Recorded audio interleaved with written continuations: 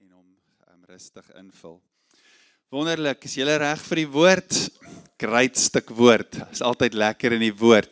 Vrydag toe is ons weer so as personeel by mekaar en ons noem dit woordvat. Op Vrydag het ons met die personeel woordvat tyd waar ons ook saam as personeel in die woord indelf en een van ons spanlede sê toe, maar weet julle almal, waar kom woordvat vandaan? Hoekom noem ons dit woordvat? Maar ek weet toe nou dadelik waartoe gaan dit, maar almal op die span het nie geweet nie. So dit was toe nou net goed dat ons dit weer vasmaak. So dis een ou wat eendag gesê het, die woord is soos brandewyn. Eers vat jy hom en dan vat hy jou. So, bly weg van die brandewyn, vat die woord, het is lekker om vanoggend saam die woord te vat. Nou ons praat oor die tema een lewe, 'n lewe van integriteit, 'n storie van integriteit, 'n storie van heiligheid, dis die woorde wat die Bybel gebruik, 'n storie van 'n afgesonderde lewe vir God, en natuurlik hoekom so 'n lewe belangrik is. So ek wil jou vanoggend vra, as jy nou die vorige 2 dienste gemis het, gaan asseblief op ons Doxadeyo YouTube kanaal, gaan luister na die preek, ek glo dit gaan vir jou verskriklik beteken, baie beteken, soos dat mense aangaan met 'n reeks, is dit moeilik om die vorige kere alles te herhaal, so ons wil graag aangaan, maar gaan luister bietjie daar. Nou as ons praat van 'n lewe geïntegreerd met God, as ons praat van 'n lewe van heiligheid, dan weet ons, daar's net een rede daarvoor. Daar's net een rede hoekom ons nou hierdie lewe kan leef. En dit is, Jesus het dit moontlik gemaak. Sy offer aan die kruis, die mens en God was geskei van mekaar as gevolg van sonde. Maar sonde is nie die hoogtepunt in die storie van die mens nie. Inteendeel, daar's iets baie groters wat die hoogtepunt is, en dit is die kruis, en dit is die offer van Jesus, en dis die opstanding uit die dode uit. Nou, as ons gaan kyk na hierdie offer van Jesus, dan weet ons die offer van Jesus het ons so gereinig, so volkome, so volmaak geheilig, dat sy gees, die gees van God, die gees van Christus, dis hoe die Nuwe Testament die Heilige Gees ook noem, die gees van die Vader, gees van Christus, die gees van God, dat hierdie gees, die Heilige Gees, weer in ons kon kom woon. En dis hoekom ons in die Nuwe Testament nou kan sê, ek is die tempel van die Heilige Gees. Orals waar ek gaan, is die Heilige Gees. Orals waar ek gaan, word ek geroep om te wandel onder die beheer van die Heilige Gees. Nou iemand het vir my een keer gesê, hulle het aanstoot geneem, omdat ek sê, die woord is soos brandewyn. Toe sê ek, wel, Paulus sê in Efesiërs 5, moenie dronk word van wyn nie, maar word vervul met die Gees. Same thing. Okay, so ons leef onder die beheer van die Heilige Gees. Dis die lewe waarvoor God ons roep, om 'n lewe van heerlikheid te leef met een doel. En hierdie doel, kan ons vanoggend sê, is om soos Jesus te wees. Nou Jesus se doel op aarde was om die wil van die Vader te doen, en die wil van die Vader was om die koninkryk van God op aarde te bring. Ek het eintlik vanoggend toe ons nou wil bid, toe dink ek, kom ons, dis wonderlik dat ons bid en uit ons harte uit bid, maar dalk moes ons sommer net die Onse Vader gebid het. Want die Onse Vader is so mooi, nee, wat sê, laat die naam geheilig word, laat die koninkryk kom, soos in die hemel, so ook op die aarde. En dit was Jesus se doel, maar dit was nie net Jesus se doel nie, dis ook ons doel. Nou, ons is nou amper aan die einde van 2025, kan jy dit glo? Maar ons het hierdie jaar lekker gekuier in Hebreërs, en ons gaan volgende jaar natuurlik nog steeds op het verder uitbou, maar hoor gou, dit is ook ons doel, want Hebreërs 2 sê, vers 10 en 11 sê, dit was immers gepas dat hy, vir en deur wie alles bestaan, ten einde baie kinders tot heerlikheid te lei, so dit was die doel. Dit was gepas dat hy vir hierdie doel, om baie kinders tot heerlikheid te lei, die leidsman van hulle verlossing, deur lyding tot volmaaktheid sou bring. Integriteit, heiligheid, teteleo ken. So kom ek sê, gaan luister asseblief na die vorige boodskappe ook, om tot volwassenheid te groei, die doel waarvoor God ons geroep het. Sowel hy wat heilig maak, as hulle wat heilig gemaak word, is almal uiteen. Nou sien ons, nou sit ons so bietjie met daai, as ek sê ons altyd, as die Heilige Gees nie goed vir ons oopbreek en duidelik maak, dan gaan ons sukkel om dit te verstaan, maar hy is so getrou, hy doen dit, want wat sê die Hebreërs skrywer nou eintlik hier? Hy wat heilig maak, Sowel hy wat heilig maak, as hulle wat heilig gemaak word, is almal uiteen. Die selfde Hebreërs skrywer sê ook, ons is geheilig. Ons is volkome geheilig, maar dan sê hy ook, ons word heilig gemaak. So wat 'n een is dit nou? Dis al twee. Ellen Platt, wat Doxadeo begin het, hy het altyd gesê, ons word elke dag al hoe meer wie ons is. En dis daai vervolmaak, die Heilige Gees trek ons en roep ons die heeltyd na die einddoel toe. En daarom dan weet ons dat heiligmaking is nie 'n once-off nie. Hy wat heilig maak, dis ook 'n proses. Dis God wat die heeltyd, die Heilige Gees wat die heeltyd vir ons wys in 'n soos in 'n spieël wie ons is en hy roep ons die heeltyd meer en meer na dit toe. Nou as ons weer kyk na die lewe van Jesus, dan sien ons die Hebreërs skrywer sê ook die volgende oor Jesus. Hy sê in Hebreërs 1 vers 3, dis sommer hoe hy die Hebreërs brief begin. Hy sê hy is die uitstraling van God se heerlikheid. Hy is die ewebeeld van sy wese. Dis wie Jesus op aarde was. Oral waar hy gegaan het, het hy hierdie heerlikheid, hierdie geïntegreerde lewe met God, het hy uitgestraal. Nee, dis waar die Bybel ook eindig. Die Bybel sê, ons gaan nie meer 'n son nodig hê nie, in die nuwe hemel en aarde nie, want hy is die son. Hy is die uitstraling van God se heerlikheid. Hy is die ewebeeld. Die ou vertaling praat van 'n afdruksel. Hy is die afdruksel van God se beeld. Nou laasweek het ek vinnig vir jou gesê, dat daai woord afdruksel se Griekse woord is die woord karakter, en dis waar ons die Afrikaanse woord karakter en die Engelse woord character vandaan kry. So God het 'n karakter, hy het 'n natuur. Jesus was 'n uitstraling van sy heerlikheid, omdat hy 'n afdruksel van daardie karakter van God was. En hierdie karakter uitdruk of afdruk van God is ook die lewens waarvoor God ons roep. En hoe meer en meer ons 'n afdruk van dit raak, hoe meer en meer daai impression op ons lewens kom, hoe meer raak ons lewens 'n expression van dit. En as ons dan nou praat van 'n lewe integriteit, is dit so belangrik om te verstaan, as jy hom vir jou eenvoudig wil opsom, is dat ek geïntegreerd met God sal leef.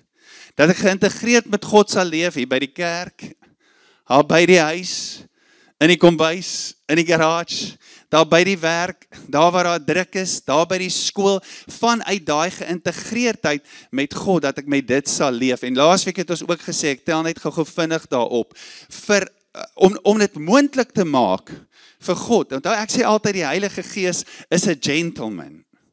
Daar was al situasies in my lewe waar ek na teruggekyk het, dan wens ek, kon die Here my nie net daar aan my kraag gegryp het en gesê het, kom nie. Dan sou dit beter gewees het. Maar hy werk nie so nie. God is a gentleman. Liefde werk nie so nie. Liefde gryp nie aan die kraag nie. Liefde trek, liefde nooi, liefde modelleer. En dis hoe God met ons ook werk. So vir hierdie impression om te kan plaasvind, is daar iets baie belangriks in ons lewens nodig. En dis wat ons noem 'n lewe van aanbidding. Dink bietjie aan Jesus se lewe. Jesus was geweldig besig geweest. Ek dink baie keer soos ek die stories lees, dan dink ek, Here, was U nie al daar net moeg vir mense nie? Daai hulle die storie van die vermeerdering van die brode en die visse. Hulle het op die water gegaan, hulle was eintlik op pad aan die oorkant toe om bietjie te gaan rus, maar die mense is so agter Jesus aan vir hierdie incredible goed wat hy doen en sê, dat hulle vat die pad langs, en toe Jesus sy disippels daar aan die ander kant kom, wie staan daar? 5000 mense. Maar Jesus het hulle ingehaat, want hulle was soos skape sonder 'n herder gewees. Maar Jesus het baie keer geonttrek om te bid. Die disippels soek hom, dan bid hy, dan is hy weg, dan is hy besig met sy Vader. So Jesus het in sy eie lewe as mens, volledig God, maar ook volledig mens, het hy die lewe van aanbidding geleef, waar die impression van God die heeltyd op hom kon plaasvind. Dink byvoorbeeld aan die tuin van Getsemane, hoe baie het hy daar gebid. Daar was tye en kere wat hy swak gevoel het, en elke keer dan bid hy, dan sê hy, Here, maar wie, Vader, nie my wil nie, maar U wil, impression, op sy lewe, en dis hoe die kruis kon plaasvind. So 'n lewe van aanbidding, en dis so wonderlik as mense so 'n bietjie kan gaan opsoek, en ek weet ons het nou nogal in hierdie reeks baie gepraat oor Griekse woorde, maar net so 'n bietjie gaan kyk wat beteken die Grieks vir aanbidding, is ook die woord proskuneo, wat beteken ek beweeg die heeltyd in die rigting van God. Nie bedoelende dat God ver is nie, maar ek fokus die heeltyd my lewe op God. Moving forward with the intention to be intimate. Moving forward with the intention to be integrated. En ek stel my lewe so in. Ek rig my lewe so in. Nou vanoggend Doxadeio Mosselbaai wil ek vir jou sê, en ek wil dit vir myself sê, as jy jou lewe nie inrig met spasie vir die kerk op 'n Sondag, vir groepe, vir wat ook al, watter geestelike aspek van die woord ook al nie, as jy nie jou lewe inrig vir dit nie, it's not gonna happen by itself. Dit gaan altyd laaste op die lysie beland, want die wêreld waarin ons leef het 'n geweldige klomp demands. Van orals af, elke dag, skiet die demands soos pile uit na ons toe. Nee, goed wat ons moet doen, goed wat van ons verwag word. But I live a life moving forward with the intention to be intimate. Nou ons het ook gepraat oor 3 elemente, en dalk het ek dit laasweek nou nie presies so uitgestip nie, so ek wil dit gou-gou vanoggend noem, want ons leer ook wanneer ons weer goed revisit. Aanbidding bestaan uit 'n lewe van aanskou. 'n Lewe van behold. Vanoggend het ons daai mooi lied gesing. Behold our God seated on the throne. Nee, oomblikke van aanskou, daai ritmes en patrone in my lewe. Wanneer ek die woord vat, is dit aanskou. Wanneer ek worship, is dit aanskou. Wanneer Jesus sê, gaan in jou binnekamer, sluit die deur en bid, dan is dit aanskou.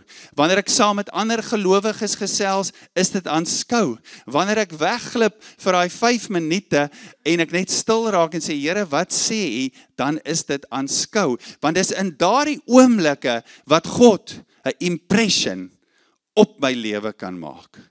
Sonder aanskou kan daar nie impression wees nie. Dis hoekom ons die spreekwoord gebruik wat sê, we become what we behold. Dit wat ons aanskou, ons word dit. We become what we behold. Jesus sê in Johannes 4, vir daai vrou by die put, ek het Vrydag aand so gelag, die van julle wat hier was, ek sal nou terugkom na die woord toe.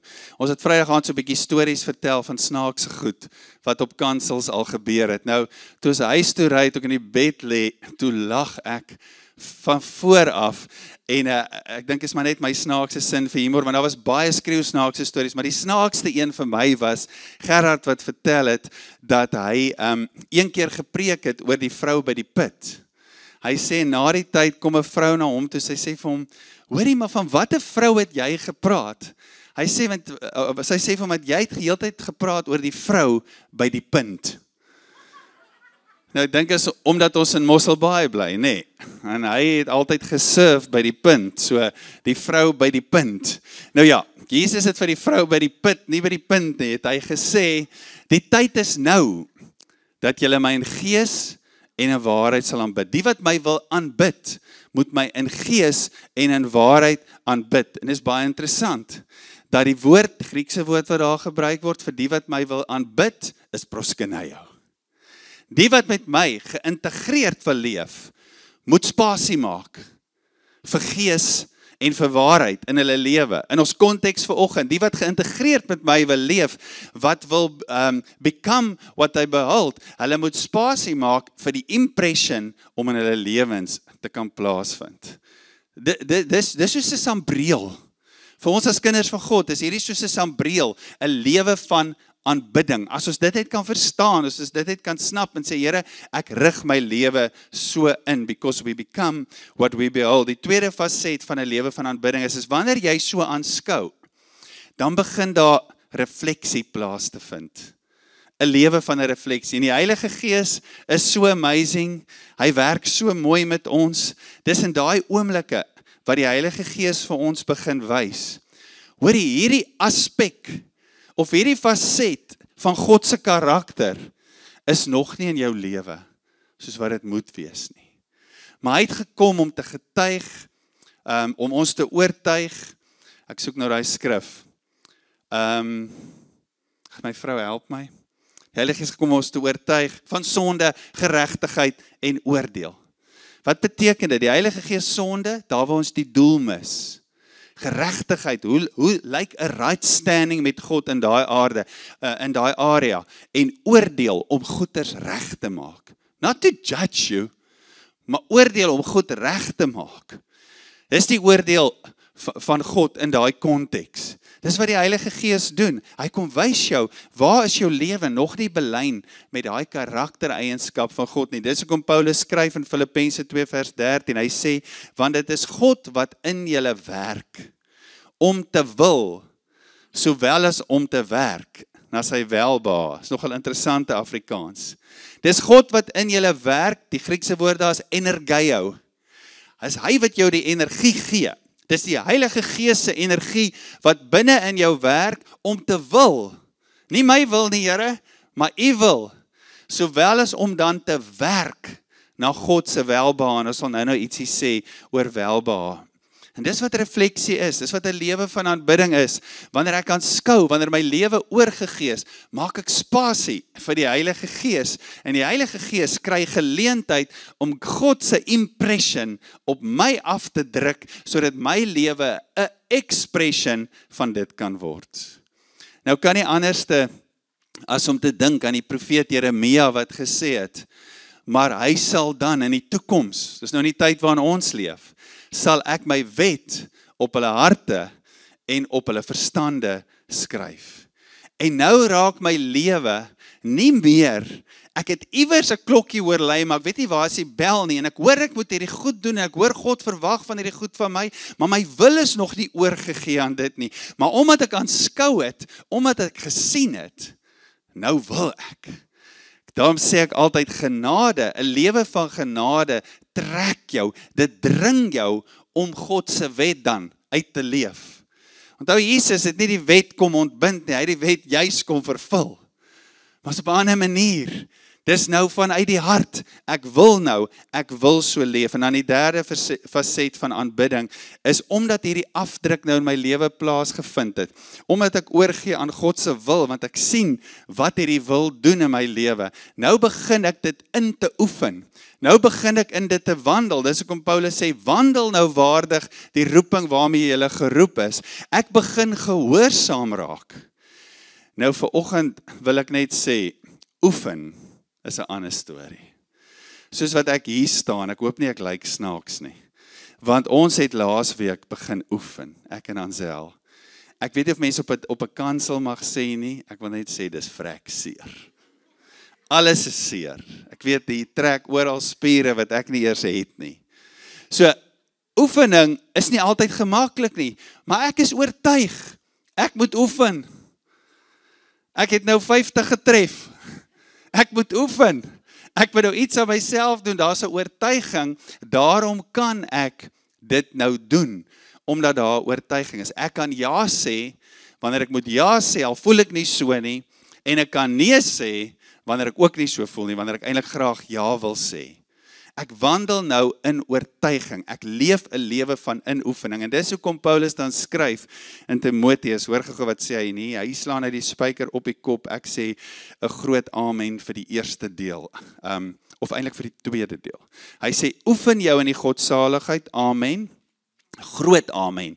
Die liggaamlike oefening is tot weinig nut. Groot amen. Want dis vrek seer. Okay, dis sommer net ligsinnigheid. Vergewe my, Here. Die liggaamlike oefening is tot weinig nut, maar die godsaligheid, hoor gou wat sê hy, is nuttig vir alles.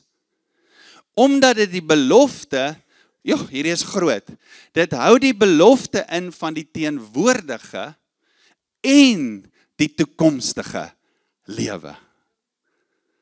Die godsaligheid om jou in dit te oefen, 'n lewe van integriteit, van heiligheid, om meer soos Jesus te word. Dit het beloftes in vir nou, en ons kan nou lank stil staan by daai beloftes, daar's 'n lys van beloftes, maar dit het ook beloftes in vir die toekomende wêreld. Jesus het gekom om die koninkryk van God te bring. Dis een van die groot beloftes wat dit bring, wanneer ek my oefen in die godsaligheid. Dink laasweek of die eerste week het ek ook gesê, hier is net 'n mooi preek nie. Dis 'n preek wat eintlik vir ons sê, as ons praat oor 'n lewe van integriteit, alles is op die spel. Jou hele lewe, jou roeping, God se koninkryk, dit wat hy wil doen in ons omgewing, dis op die spel wanneer ons nie 'n lewe van integriteit leef nie. Nou vandag wil ons net so 'n bietjie verder gaan. En ons wil vandag, ook in hierdie tyd waarin ons is, en ons moet toelaat dat die woord met ons praat in alle areas van ons lewens. In party areas voel dit vir my, as die Here met ons praat, is dit makliker om oor te gee, ander areas is so bietjie moeiliker. Party dae gaan die oefening goed, party dae gaan die oefening sleg. Nou ons wil vandag hierdie 3 eienskappe vat van aanbidding, sodat God se impression op ons kan plaasvind. Hierdie 3 aspekte van aanskou, ons kyk, hoe is God, wie is God in hierdie area, hoe reflekteer dit op my lewe, en hoe begin ek dit dan inoefen. Ons wil vandag na een spesifieke eienskap, 'n praktiese eienskap van God gaan kyk, en dan vra, Here, wys ons, Heilige Gees werk met ons, Heilige Gees energijou ons, sodat ons dan ook in dit kan begin wandel. Nou ek wil dit gou graag vir jou lees, Hebreërs 13, dis die laaste hoofstuk van die brief van die Hebreërs, amper aan die einde van die hoofstuk, en hoor gou wat skryf hy daar, hy sê, laat ons dan geduldig deur hom aan God 'n lofoffer bring. Dit is die vrug van die lippe wat sy naam bely.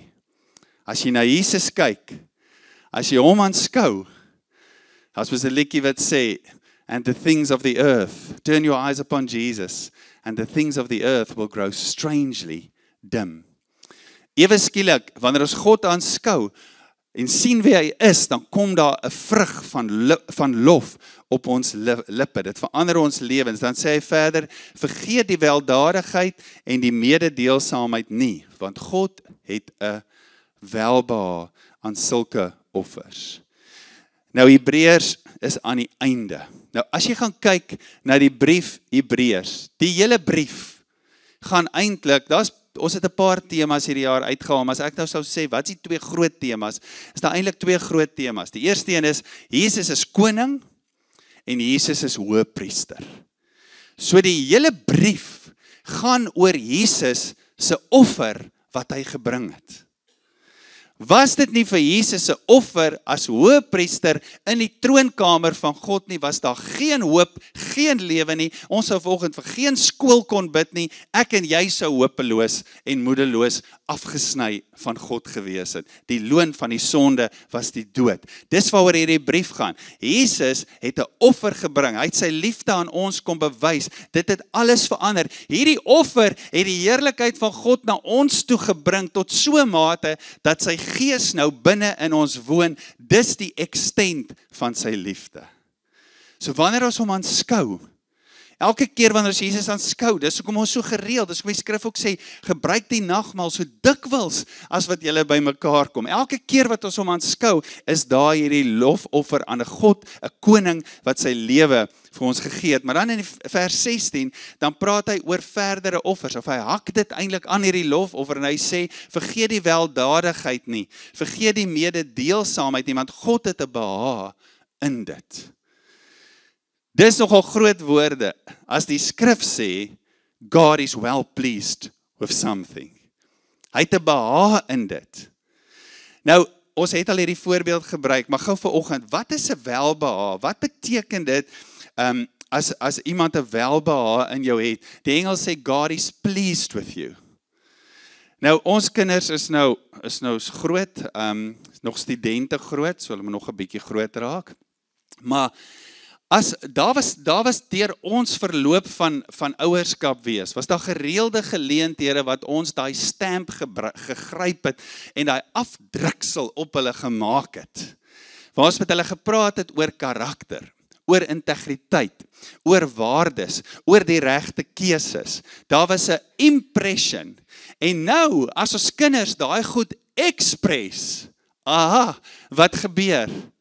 Ek en Ansel blom. Ons blom. Ons like it. Ons het welbehae daarin. Hoekom? Want daai impressions wat ons op hulle gemaak het, weet ons, as hulle dit nou gaan express, gaan dit goed wees vir hulle. En dis dieselfde met God.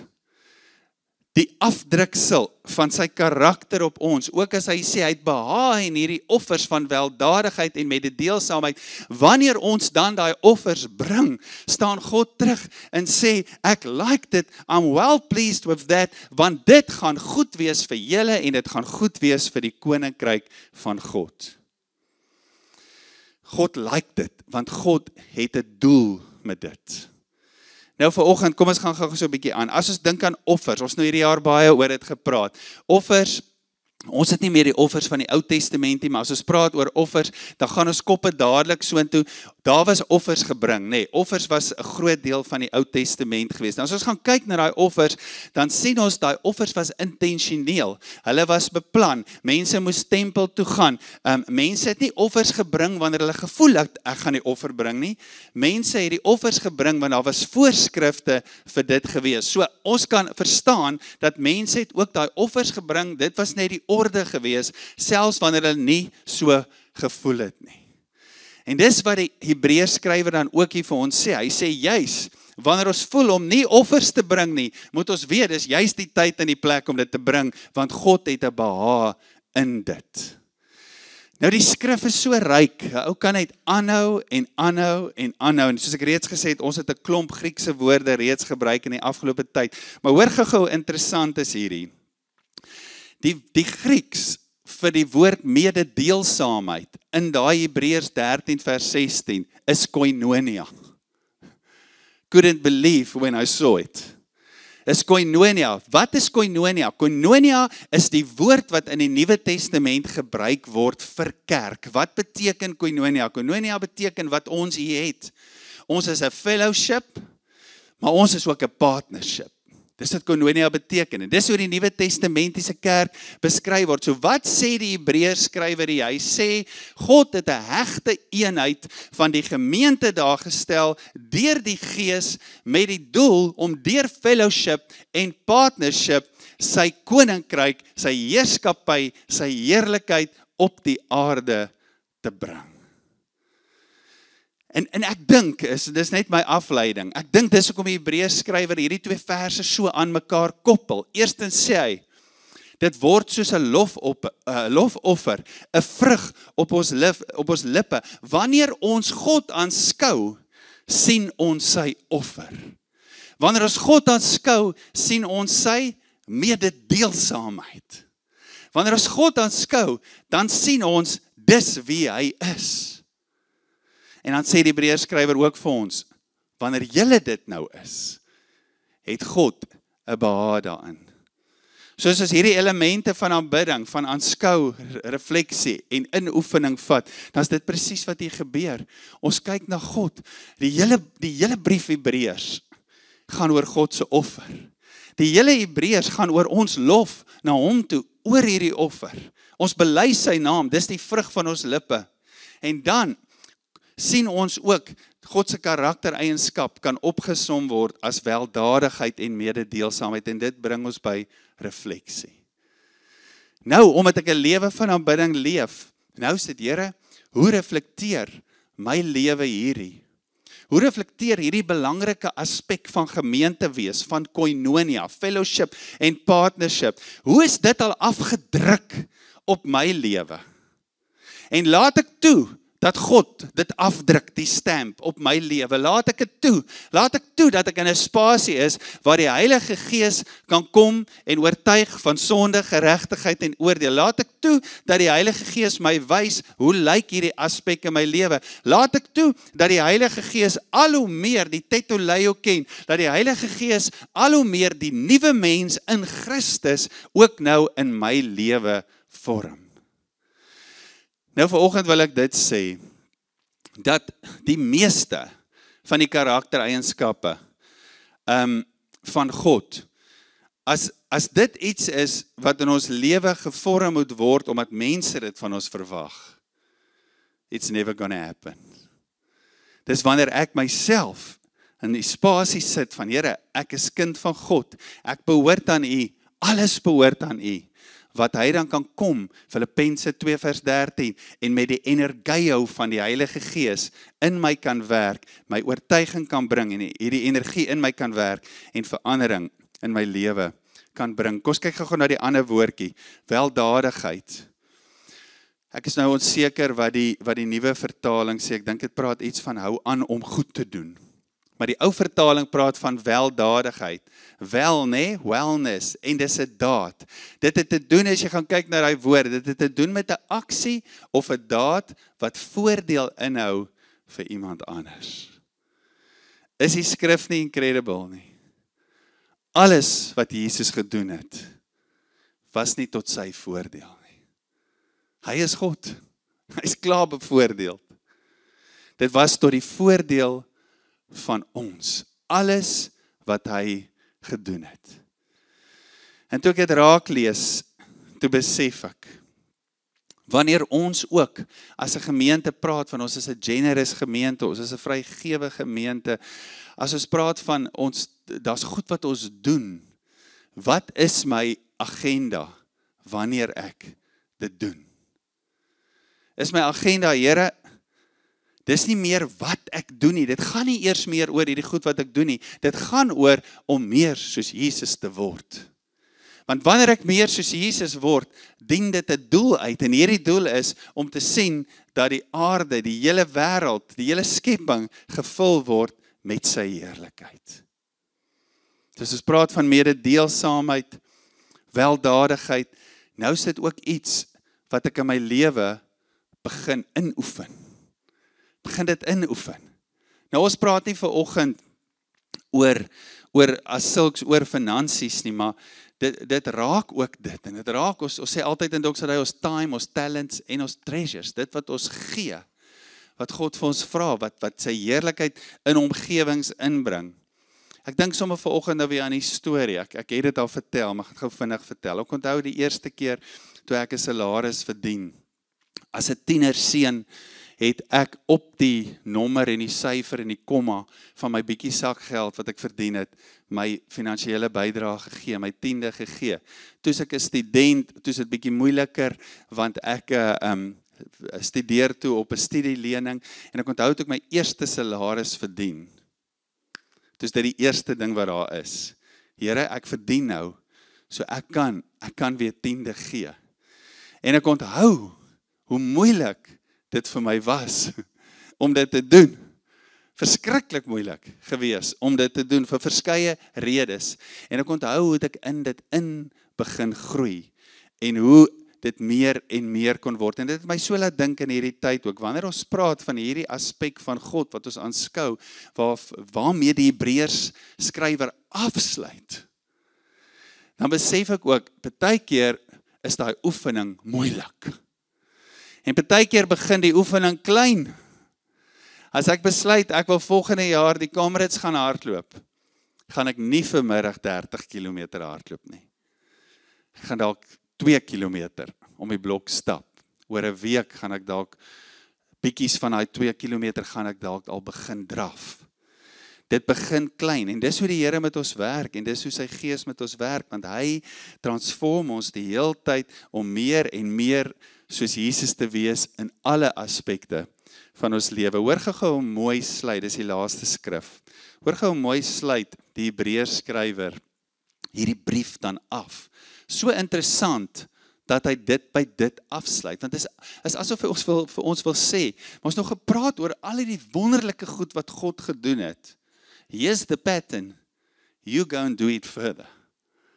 Hoor gou mooi sluit hom af, hy sê, natuurlik, saam met God, dit is so belangrik om dit te weet, soos hy gestuur is ons gestuur.